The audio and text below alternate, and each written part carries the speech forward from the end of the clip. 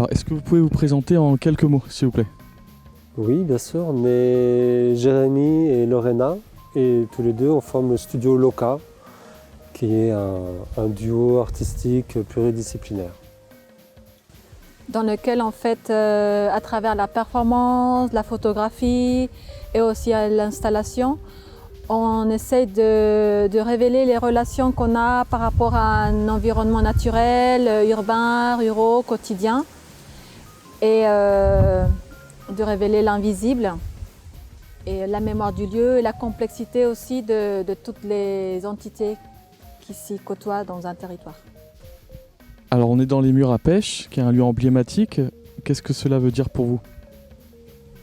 Déjà, un grand bonheur, parce que nous qui aimons justement créer des œuvres in situ, là je crois qu'on a un site qui est exceptionnel, qui est historique, qui est bien préservé, qui est à la fois pas préservé.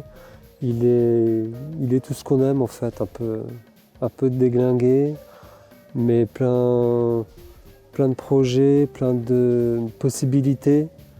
Et de vie aussi, c'est un lieu de résistance. Je trouve que aussi il y a plein d'espèces qui y sont, plein d'habitants qui sont là, qui entretiennent les associations. De faire intervenir aussi des artistes, c'est super important aussi pour donner d'autres lectures aussi au lieu. Et que ce soit un lieu historique, en fait, ça fait perpétuer tout ce passé au fil du temps et l'amener aussi jusqu'au présent. Vous participez à l'édition 2021 du festival de Land Art de Tige. Est-ce que vous pouvez nous parler de votre intervention artistique? Oui, tout à fait.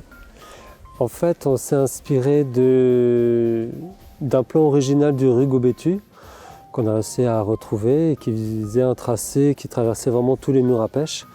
Et donc on a voulu faire une cartographie poétique de ce rue pour lui redonner forme, refaire ressurgir de terre en quelque sorte, en utilisant exclusivement des branches de bois qu'on a trouvées sur le site, des branches de bois mortes, pour créer comme des nouvelles racines qui connecteraient ainsi le monde souterrain de l'eau à la terre et de la terre à nous, évidemment.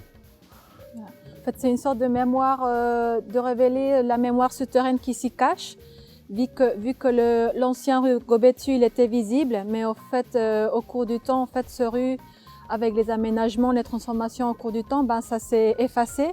Et en fait, quand on fait une visite du lieu, on le voit très peu, en fait. Donc, on a voulu, en fait, faire émerger, en fait, cette présence-là qui est sous nos pas et en fait qu'on voit pas, en fait.